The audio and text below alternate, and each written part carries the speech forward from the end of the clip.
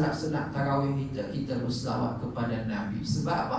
Ambil fadilah, ambil kelebihan, ambil kurniaan. Tak ada kita membesarkan ibadah kepada Allah Subhanahu wa ta'ala. Nak selawat pendek ke, nak selawat panjang tu terpulang lah. Nak panjang mana-mana silakan, bergantung kepada masing-masing. Lepas tu saya nyatakan bahawa yang pertama kita melihat bagaimana sifat maha besarnya Allah. Contoh yang kedua, saya nak katakan bahawa Allah ya Tawwab, Allah penerima taubat. Ya Ghafur, Allah penerima keampunan.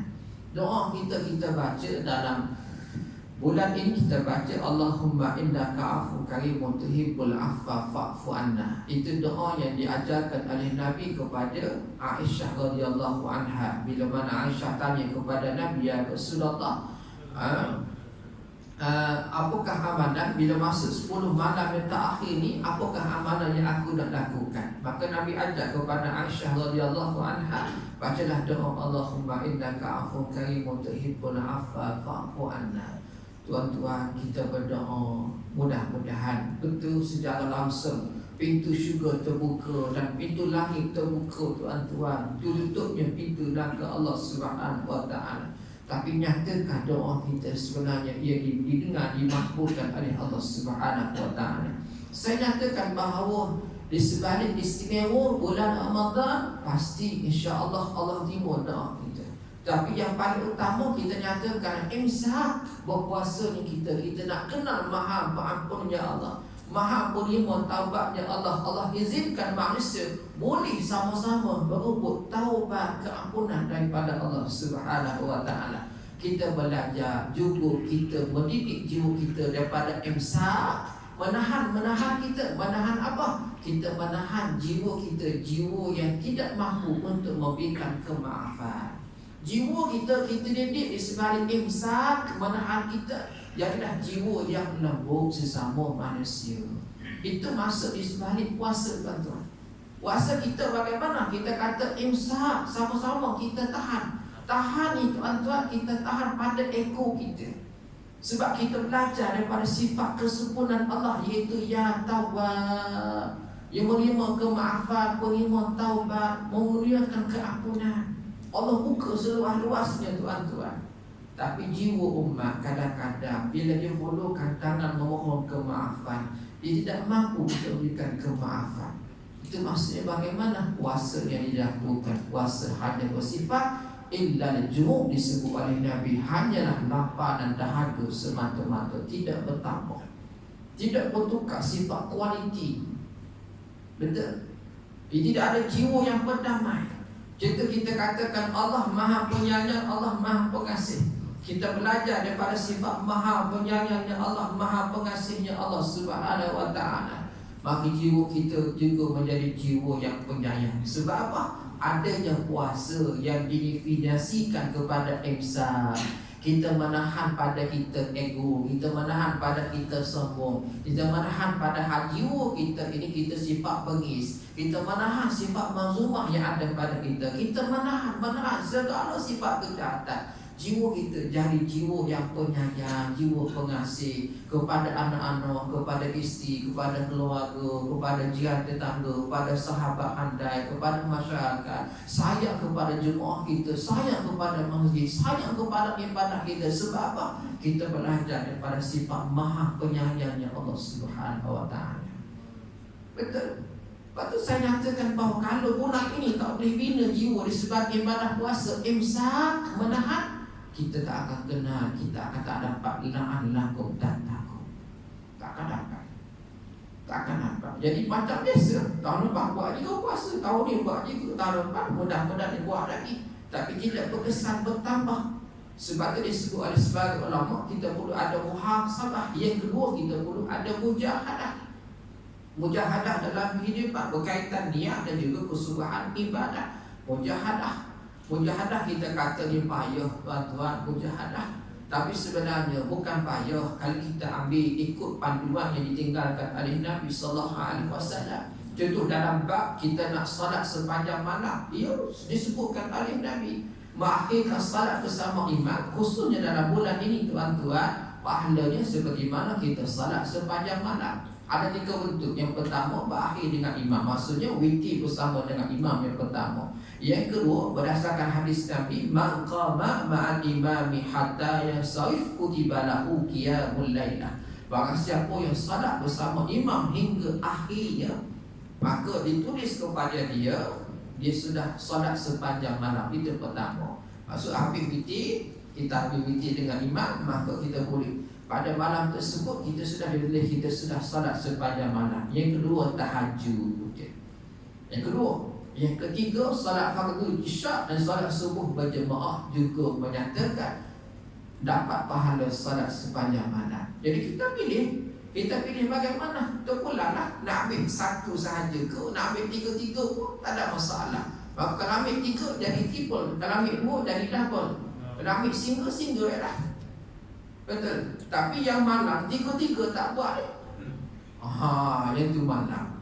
Sebab apa? Duk beralasan, tak apalah witir nantilah, dekat-dekat sahur bangun.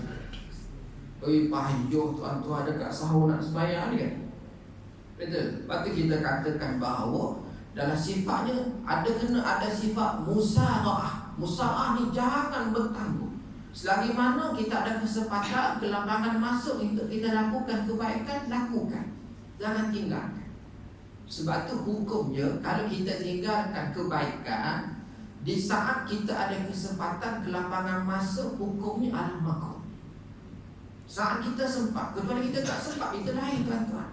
Maksud bagaimana? Kita kata tak nak witir dengan imam, hakikat kita sempat. Aku pergi duduk balik rumah, dia tengok TV. Sempat tak sempat tu? Sempat kan? Jadi kita kata hukum itulah hukum dia makruh tuan-tuan. Meninggalkan kebaikan walaupun ia sudah dihidangkan kepada kita. Allah menyebut wasari'u ila maghfiratin min rabbikum. Bersegeralah, jangan bertangguh-tangguh untuk minta keampunan Allah Subhanahu wa taala, untuk berada dalam kebaikan. Sebagai itu. Sebab apa? Kita belajar daripada sifat Maha Penyayangnya Allah, Maha Pengasihnya Allah. Akhir saya nak sebut, kita juga belajar daripada ibadah puasa imsak, itu maha dermawannya Allah Subhanahu wa taala. Tuan-tuan, Allah buka segala-galanya dalam kehidupan kita, khusus dalam bulan ini sedekah yang berlipat kali ganda, yang cukup istimewa di sisi Allah Subhanahu wa taala. Allah bagi semua kepada manusia. Betul? Semua boleh makan. Dalam bulan ini tuan-tuan, kalau tak boleh makan, itu benda mustahil. Kalau bulan ni tak dapat makan tuan-tuan, kita kata pelik. Pelik ajaib. Betul? Maksud bagaimana? Kalau dia kata dia mengadu bahawa bulan ni dia tak boleh makan tuan-tuan, tak ada makanan, itu pelik. Pelik sungguh. Pelik kecuali memang duduk dalam rumah, memang tak jumpa siapa-siapa. Itu hal lain kata. Betul? Dia pun putus connection dengan orang lain, itu hal lain. Tapi kalau dia berhujah bahawa katalah fakir miskin ke asnah ke berhujah bahawa bulan ni tak boleh makan, itu pelik. Sebab kita kata masih ada buat makan iftar. Betul, mana-mana tempat ada buat iftar tuan-tuan, berlimpah-limpah. Allah alam lah. Itu satu bentuk kita kata maha dermawannya Allah Subhanahu wa taala. Allah bagi semua kepada makhluk. Kita belajar daripada sifat maha dermawannya Allah. Kita didik hati kita, jiwa kita dengan puasa imsak. Kita menahan apa? Kita menahan kedekut kita, kita menahan kebakhil kita, kita menahan keluh kesah, gelisah kita. Dalam sedekah kita menahan. Kita jadi sifatnya dermawan kepada sesama makhluk. Itulah tanda kita mengenal Allah. Sebab apa? Ada elemen takwa, takut kepada Allah. Tapi kalau tidak ada kenal Allah, kita boleh rasa tuan-tuan, tak boleh rasa. Lepas tu saya sebut, bila kita belajar sifat maha dermawannya Allah, kita belajar sifat kita, sifat yang suka memberikan tuan-tuan. Hatalah kita kata apa yang kita berikan tersebut sehingga boleh dirasai oleh fakir miskin. Itu tanda akhirnya. Boleh dirasai oleh fakir miskin. Sehingga fakir miskin makan tuan-tuan, dia kata, oh ingat betul dia kepada aku. Atau nikmat. Maksud bagaimana? Ustaz, kenapa fakir miskin sahaja? Dah nak ceritanya Kalau fakir miskin boleh rasa bahawa apa dia makan tersebut dia rasa Allah, syukurnya Allah. Ada lagi masa ingat kepada aku, maksudnya anak-anak, keluarga, isteri, sahabat anda, dia tetangga, masyarakat sudah selesai. Dia dapat last, bukan last kali, dia juga termasuk tuan-tuan. Itu perbandingan. Perbandingan. Bukan kata dia last kali, tidak di satu perbandingan. Kalau fakir miskin dia boleh rasa seperti itu tuan-tuan. Maksudnya anak-anak kita dah rasa dah, isteri dah rasa dah, warga kita dah rasa dah tuan-tuan. Itu tanda kita dermawan, mencontohi belajar daripada sifat maha dermawannya Allah Subhanahu wa ta'ala. Tapi kalau ibadah puasa pun terlepas lagi kedengku, terlepas lagi bakhil tuan-tuan, Allah Akbar. Tak nak cerita tuan-tuan. Sebab apa? Sebab tu Allah nyatakan beza kita ilaan lakum tataku, pangkat takwa yang boleh layak mudah masuk syurga Allah Subhanahu wa ta'ala. Lepas tu kita katakan dengan takwa bercahaya kehidupan kita. Bercahaya kehidupan ni Allah sebut dalam Al-Quran. Kita baca lah. Kita kata bagaimana perjalanan kehidupan manusia bila mana berada di padang Masya Allah Subhanahu wa ta'ala. Bercahaya tu daripada hujung kaki sampai hujung rambut, bercahaya. Akhir melintasi titian sirat tegal mustaqim, melintasi dengan cepat. Betul? Yang paling dahsyat bagaimana? Yang paling dahsyat cahaya yang ada pada dia, yang ada pada hujung kaki semata-mata. Sesaat bercahaya, sesaat terpadam. Bagaimana dia akan berjalan di padang Masya Allah. Betul? Itu nak melintasi titian. Yang duduk himpun pada masa lama dah. Sahabat Nabi tanya, sebab ada sebagai menyatakan bahawa 50,000 tahun berada di padang Masya Allah. Sahabat Nabi tanya, ya Rasulullah, kami ni macam mana ya Rasulullah? Nabi katakan kepada sahabat, kamu juga akan berada di padang Masya, tetapi hanya seketika sahaja, seolah-olah seperti kamu melaksanakan salat fardu satu waktu sahaja. Salat fardu satu waktu, maksud tempoh yang pendek semata-mata, hanya menanti di padang Masya. Maksud dalam 4-5 minit, 10 minit sahajalah. Itu sesuatu yang manusia yang sungguh-sungguh beriman. Apa imannya yang bercahaya? Ada kalimat takwa kepada Allah Subhanahu wa ta'ala. Lepas tu saya nyatakan tuan-tuan, ibadah puasa jangan tengok yang pertama kepada makhluk itu fakir miskin. Lepas tu berlaku dalam kehidupan kita, kita suka umat kita ni. Bila-bila apa-apa yang lebih kita campur kepada fakir miskin. Apa-apa lebih kita campur kepada mana? Nuh, anak yatim. Apa-apa lebih dalam bulan Ramadan kita campur depan mahal hafiz. Betul? Kan? Apa-apa makanan habis tak habis, bagi ke siapa? Mahal hafiz, anak yatim. Saya kata mereka ni bukan kelas bawahan, tidak. Mereka bukan golongan yang kita kata kita boleh guna nego. Makanlah aku bagi dah. Tidak. Tanda kita sayang, tanda kita ingat, tanda kita kasih, dermawan yang kita tuan-tuan, kita sudah target dah bahawa kita nak bagi kepada dia. Itu tanda kita sayang. Bukan kita bagi benda lebih. Sebab tu saya di Bandar Indah, dia nampak saya ada dua handle, dua pengurusan anak yatim. Saya sebut, saya tak benar. Saya katakan tidak dibenarkan makanan secara wa'i. Ustaz sombong itu macam cukup makan je. Betul? Dah tuan-tuan, kalau datang pukul 11 malam, bobok lebih-lebih tuan-tuan, siapa nak makan? Siapa nak makan? Apa Ustaz ambil lah Ustaz, sahur Ustaz. Sedap dia. Betul? Saya pak ni saya agak sikit tuan-tuan.